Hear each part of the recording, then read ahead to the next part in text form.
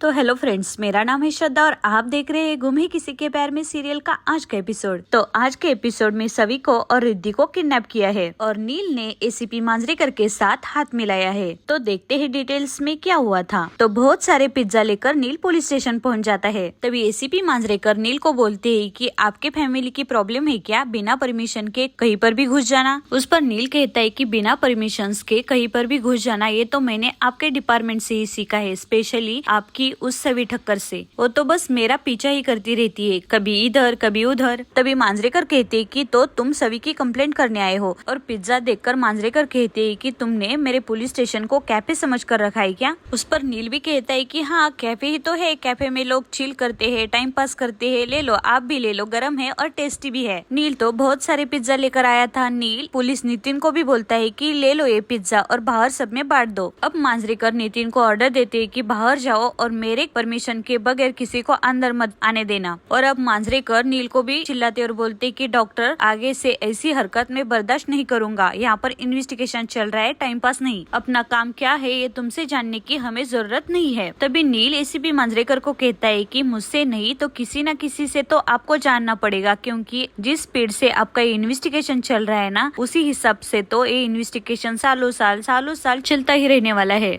और चल के थकने वाला है। और उसके बाद क्या, फाइल क्लोज होने वाली है। अब नील बहुत ही सीरियसली मांजरेकर से कहता है कि पुलिस वालों से ज्यादा क्लू तो मुझे मिले हैं। तभी एसीपी मांजरेकर नील से कहते हैं कि ये कहते हुए तो अच्छा नहीं लग रहा है, फिर भी तुम सही कह रहे हो, इसीलिए अब मैं चाहता हूँ कि ये केस तुम इन्वेस्टिगेशन कर लो। उस पर नील कहता है कि अच्छा, तो ऐसे पिज्जा खिला के कोई भी पुलिस वाला बन सकता है क्या। उस पर मांजरेकर कहते है कि नहीं, मैं सीरियस बोल रहा हूँ। जो एविडेंस तुमने ढूंढे है ना, वो तो बिल्कुल काबिलियत की तारीफ है, लेकिन उस एविडेंस को हम कोई डायरेक्शन नहीं दे पाए क्योंकि वो शेल जल के राख हो गया। और अब एसीपी मांजरेकर नील से बोलते हैं कि तुम्हारे शार्प माइंड और तुम्हारी मेहनत देखकर मुझे भी ऐसा लगा कि तुम्हें इस केस में इन्वेस्टिगेशन में शामिल करना चाहिए। उस पर नील थोड़ा सोचने लगता है। अब नील एसीपी मांजरेकर से कहता है कि तो आप चाहते हो कि मैं एक पुलिस ऑफिसर बन के मेरे वाइफ के इस केस का इन्वेस्टिगेशन कर लूं। तभी मांजरेकर कहते हैं कि पुलिस ऑफिसर की तरह नहीं, बल्कि एक ऑफिसर ऑन स्पेशल ड्यूटी। उस पर नील कहता है कि अच्छा, तो ये क्या होता है। तभी मांजरेकर नील को बोलते हैं कि तुम्हें पुलिस ऑफिसर की तरह यूनिफॉर्म नहीं मिलेगा, लेकिन इस केस को इन्वेस्टिगेशन करने के लिए पूरी अथॉरिटी मिलेगी। तुम कभी भी किसी की भी पूछताछ कर सकते हो। और इस पर नील हंस देता है और बोलता है कि अजीब है इस डिपार्टमेंट के लोग। तभी मांजरेकर कहते हैं कि क्या मतलब है। उस पर नील कहता है कि मेरा मतलब कुछ नहीं है, लेकिन आपकी वो सस्पेंडेड एसीपी सवी ठक्कर, उसने भी मुझे यही ऑफर दिया था। उसने भी मुझे यही बोला था कि हाथ मिलाओ, इन्वेस्टिगेशन हम साथ में मिलकर करेंगे। तभी मांजरेकर कहते कि यही तो करना है तुम्हें। तब नील बोलता है कि क्या। अब मांजरेकर एक नील को आईडी देते और बोलते कि ये रहा तुम्हारी वाइफ का इन्वेस्टिगेशन करने के लिए तुम्हारी एक चाबी। अब इसमें मांजरेकर को नील की कोई हेल्प नहीं करनी है, बल्कि मांजरेकर का कुछ अलग ही प्लान है जो श्रीचंद के साथ मिलकर उसने बनाया है। लेकिन नील अभी भी सोच रहा था। ये देखकर मांजरेकर कहते कि कम ऑन नील, तुम भी तो यही चाहते हो ना कि तुम्हारी बीबी को इंसाफ दिलाना, इतना सोच क्या रहे हो। उस पर नील वो आईडी ले रहा था, लेकिन नील अभी भी कंफ्यूज था। लेकिन नील वो आईडी नहीं लेता और बोलता है कि मुझे आपका ये एहसान नहीं चाहिए सर। उस पर मांजरेकर नील को समझाता है कि ऐसा नहीं है, ये तो तुम्हारे लिए एक मौका है, अपनी बीवी को इंसाफ दिलाने का मौका। तभी नील कहता है कि एहसान हो या मौका हो, लेकिन दुनिया में कुछ भी फ्री नहीं मिलता। लोग ना भिखारियों को भीख भी पुण्य कमाने के लिए देते हैं। तो आप बताओ, आपका और आपके डिपार्टमेंट का इरादा क्या है। आप लोगों ने मेरी आईडी तो बना ली, लेकिन आप चाहते क्या हो मुझसे। मुझे आप ये मौका देकर आपका मोहरा बनाना चाहते हो क्या। तभी एसीपी मांजरेकर नील से इम्प्रेस होते और बोलते है कि मुझे अब यकीन हो गया है कि मेरा डिसीजन बिल्कुल सही है। तुम्हारा दिमाग बिल्कुल शार्प है, तुम्हें तो पुलिस वाला बनना चाहिए था, तुम डॉक्टर कहाँ से बन गए। उस पर नील कहता है कि लोगों की हेल्प करना चाहता था इसलिए डॉक्टर बन गया, अगर परेशान करना चाहता था तो पुलिस वाला बन जाता। तभी मांजरेकर नील से बोलते है कि पुलिस वाले को गलत समझ रहे हो आप, मेरे जैसे यहाँ पर अच्छे पुलिस वाले भी है। उस पर नील कहता है कि सर प्लीज आप पॉइंट पर आओ, आप मुझसे एग्जैक्टली चाहते क्या हो। उस पर एसीपी मांजरेकर कहते कि वही जो एसीपी सवी ठक्कर चाहती है, उससे हाथ मिला लो। तभी नील पूछता है कि लेकिन मैं ऐसा क्यों करूंगा जो मैंने ऑलरेडी उसकी ये ऑफर ठुकरा दी है। उस पर मांजरेकर कहते कि अब तुम खुद उसको ये ऑफर दोगे। अब पुलिस स्टेशन में सारे लोग पिज्जा खा रहे थे, तभी वहाँ पर सवी आ जाती है। सवी डायरेक्टली एसीपी मांजरेकर के ऑफिस में जा रही थी, तभी पुलिस केशव सवी को रोक लेता है। अब सवी ने उसको केशव कहा था, इसलिए इंस्पेक्टर केशव सवी से कहते हैं कि तुम अब एसीपी के हैसियत से यहाँ पर नहीं आई हो, तो ऑन ड्यूटी इंस्पेक्टर को थोड़ी तहजीब से बात कर लो और आप भी एसीपी मांजरेकर से मिलने के लिए थोड़ा वेट कर लो, जैसे बाकी लोग करते हैं। बहुत बिजी है सर अभी। और अंदर नील मांजरेकर से बोल रहा है कि उस सरफिरी औरत ने उस दिन आपकी कॉलर पकड़ी थी और आप ही आज मुझे बोल रहे कि उससे हाथ मिला लो। आपने और उसमें कौन सी बदले की खिचड़ी पक रही है। तभी मांजरेकर कहते हैं कि बदले की कोई बात नहीं है, सरफिरी होने की बात है। वो औरत बिल्कुल ही सरफिरी है। पति के मर्डर के बाद उसका दिमाग खराब हो चुका है। सस्पेंड होने के बाद भी जगह जगह जाकर वो लड़की इस केस को इन्वेस्टिगेशन कर रही है और उसका मतलब इस केस को निपटाना नहीं है, बल्कि उसके पति पर जो इल्जाम लगे हैं वो हटाना है। अपने पति पर लगाए हुए इल्जाम हटाने के लिए वो तुम्हारी पत्नी को बदनाम करने की कोशिश कर रही है। अब एसीपी नितिन मांजरेकर नील को ये बात बताते हैं कि तुम्हें पता है कि मर्डर के रात तेजस्विनी और रजत ठक्कर एक दूसरे के टच में थे। वो एक दूसरे के साथ कॉल और मैसेजेस भी एक्सचेंज कर रहे थे एक दूसरे के साथ। और ये बात सुनकर नील थोड़ा सीरियस हो जाता है और बोलता है कि तेजस्विनी और रजत एक दूसरे के टच में थे। अब मांजरेकर नील से बोलते हैं कि अब वो सभी इस केस में कुछ न कुछ उल्टा पलट करेगी और आई एम श्योर उसके पति को निर्दोष साबित करेगी और तुम्हारी पत्नी को बदनाम करेगी। और वो एक पुलिस ऑफिसर भी है, सबूत के साथ छेड़छाड़ करना उसको अच्छी तरह से आता है। इसलिए मैं चाहता हूँ कि तुम उससे हाथ मिला लो ताकि तुम उसके हर हरकत पर नजर रख सको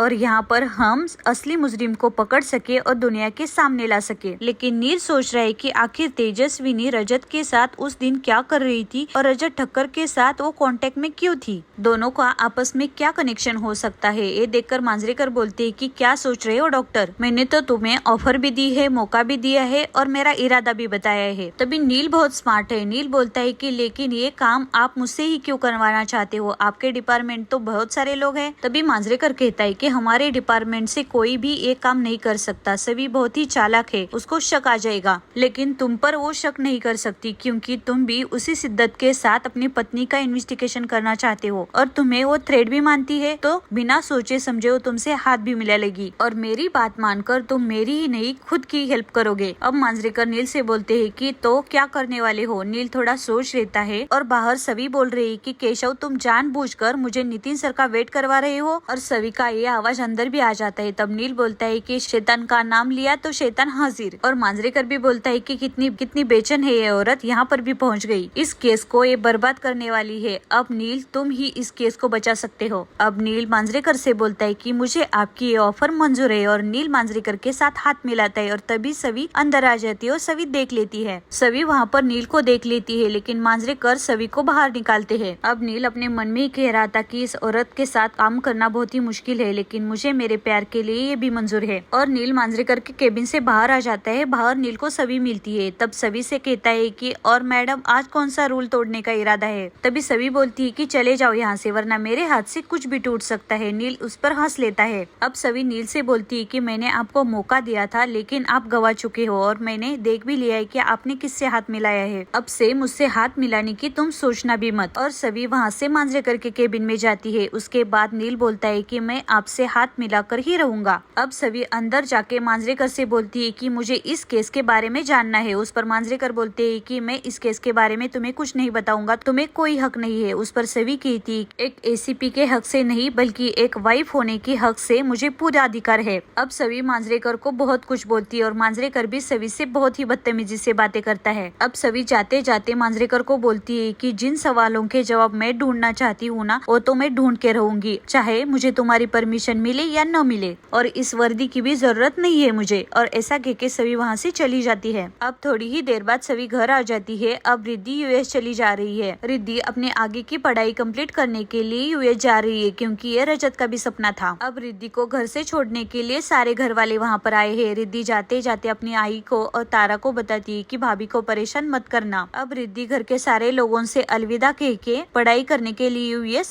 निकलती है। अब रिद्धि के जाने के बाद सभी बोलती बोलती है कि कल मुझे श्री भैया से कुछ इम्पोर्टेंट बातें करनी थी, लेकिन सबके सामने नहीं कर पाई। आज मुझे श्रीचंद भैया से मिलना चाहिए। अब थोड़ी ही देर बाद सभी श्रीचंद के डायरेक्टली ऑफिस आ जाती है। सभी तेजस्विनी का फोटो श्रीचंद भैया को दिखाती है और बोलती है कि आप इसे जानते हो भैया? तभी श्रीचंद कहता है कि नहीं तो कौन है ये? तभी सभी बोलती है कि आर यू श्योर भैया कि आप इसे नहीं जानते, क्योंकि इस लड़की को गोयल फाउंडेशन की तरफ से स्कॉलरशिप मिली थी। उस पर श्रीचंद हंस के कहता है कि अरे सभी, हमारी फाउंडेशन बहुत सारे स्टूडेंट को स्कॉलरशिप देती है, तो सबके चेहरे कहाँ याद रहेंगे। उस पर सभी कहती है कि इसको आप सच में नहीं जानते हो क्या भैया? क्योंकि कॉलेज से मुझे ये पता चला है कि इस लड़की का नाम आपने स्पेशली रिकमेंड कर दिया था। अब श्रीचंद को जवाब तो देना ही पड़ेगा, इसलिए श्रीचंद बोलता है कि दिखाओ मुझे एक बार, और श्रीचंद तेजस्विनी को अच्छे से देख लेता है। वैसे भी श्रीचंद नाटक ही कर रहा है, क्योंकि वो तेजस्विनी को पहले से ही जानता है। अब श्रीचंद तेजस्विनी को पहचानता है और सभी के सामने बताता है कि मुझे ये लड़की नागपुर यूनिवर्सिटी में मिली थी, बहुत ही परेशान लग रही थी, किसी आदमी से लड़ रही थी, उसको पैसे की जरूरत थी, अपने परिवार की इज्जत के लिए लड़ रही थी बेचारी, और मुझे उसकी ये मजबूरी देखी नहीं गई, इसलिए मैंने उसको जॉब ऑफर कर दी थी। तभी सभी कहती है कि मतलब तेजस्विनी मुश्किल में थी। अब श्रीचंद आगे बताता है कि वो लड़की अगले दिन मेरे ऑफिस में आई थी, उसने म्यूजिक में एमए किया था, इसलिए मैंने उसे जॉब भी दे दिया था। तभी सभी कहती है कि उसके बाद वो स्टूडेंट कल्चरल एक्टिविटी के लिए दुबई भी गई थी, राइट? अब श्रीचंद को बहुत बड़ा सवाल पड़ता है। श्रीचंद अपने मन में बोलता है कि नहीं, मैं दुबई वाली बात इसे नहीं बता सकता, क्योंकि पता नहीं आगे क्या क्या पूछ लेगी। बहुत ही चालाक औरत है, कड़ी से कड़ी जोड़ने के लिए बहुत वक्त नहीं लगाएगी। तभी सभी बोलती है कि क्या हुआ भैया, तेजस्विनी दुबई गई थी, इसके बारे में आपको कुछ पता है क्या? तभी श्रीचंद कहता है कि नहीं, मुझे नहीं पता है, लेकिन वैसे आप इस लड़की के बारे में इतना क्यों मुझे बोल रही हो? तभी सभी श्रीचंद से कहती कि क्योंकि इस लड़की की ही डेड बॉडी रजत के साथ पाई गई थी। तभी श्रीचंद शॉक होने की एक्टिंग करता है, बोलता है कि दिखाओ और एक बार, और तेजस्विनी का फोटो देख लेता है और बोलता है रियली ये वही लड़की है? हाँ, मैंने न्यूज में देखा तो है, लेकिन रोज इतने लोगों से मिलता हूँ तो याद नहीं रहा मुझे, और वैसे भी मेरा उस दिन सारा कंसंट्रेशन रजत के मर्डर के ऊपर था। अब सभी श्रीचंद से बोलती है कि भैया आप उनके बिजनेस पार्टनर थे क्या? रजत ने आपसे इस लड़की के बारे में कभी भी जिक्र किया था आपके सामने? क्या आपके पास ऐसा कोई क्लू है कि जिससे मुझे पता चलेगा कि रजत का और इस लड़की का क्या संबंध था? तभी श्रीचंद बोलता है कि मुझे पता होता तो मैं पहले ही तुम्हें बता देता। अब सभी रो रही है और सभी बोल रही है कि मुझे लगा था यहाँ आऊंगी तो मुझे कुछ तो क्लू मिलेगा, मुझे समझ में नहीं आ रहा है कि मैं रजत के कातिल के पास कैसे पहुँच जाऊंगी। अब श्रीचंद सभी को पानी देता है और श्रीचंद सभी को ही बोलता है कि सभी तुम इस इन्वेस्टिगेशन से अब दूर रहो, क्योंकि मुझे तो डर लग रहा है कि कहीं तुम्हारी जॉब भी चली न जाए, तुम्हारे ऊपर तुम्हारे सारे परिवार का बोझ है। पर सभी बोलती है कि मुझे आप जो समझा रहे हो समझ रही हूँ मैं, लेकिन मुझे जो करना है वो तो मैं करके रहूंगी, अपने परिवार को भी संभाल लूंगी और साथ ही साथ मैं रजत के कातिल को भी ढूंढ लूंगी, रजत के साथ साथ पूरे परिवार को इंसाफ दिलाकर रहूंगी। और ऐसा कहते कहते सभी अब केबिन के बाहर चली जाती है। सभी के जाने के तुरंत बाद ही श्रीचंद किसी से कॉल करता है और बोलता है कि अभी अभी केबिन से बाहर गई है, और बाहर सभी को किसी का कॉल आ जाता है और बोलता है कि तुम जिस सवालों का जवाब ढूंढ रही हो उसके जवाब सिर्फ मेरे पास है। तब सभी बोलती है कि कौन हो आप? उस पर वो बोलता है कि आप मुझे लेक के पास मिलो। अब सभी उससे मिलने के लिए अकेली ही उस लेक के पास चली जाती है। तभी वो आदमी सभी को वहाँ से किडनैप कर लेता है। अब किडनैप करने के बाद सभी को एक रूम में लाया हुआ था। तभी सभी देखती है कि वहाँ पर रिद्धि को ऑलरेडी उन्होंने किडनैप कर दिया था। अब रिद्धि को देखकर सभी रिद्धि कह के चिल्लाती है। और आज का एपिसोड यहीं पर समाप्त हो जाता है। देखते हैं आगे के एपिसोड में क्या होता है, और ऐसे ही आगे के सारे एपिसोड देखने के लिए प्लीज चैनल को सब्सक्राइब करो और वीडियो को लाइक भी करो। Thanks for watching and lots of love. मिलते हैं कल एक नए एपिसोड के साथ।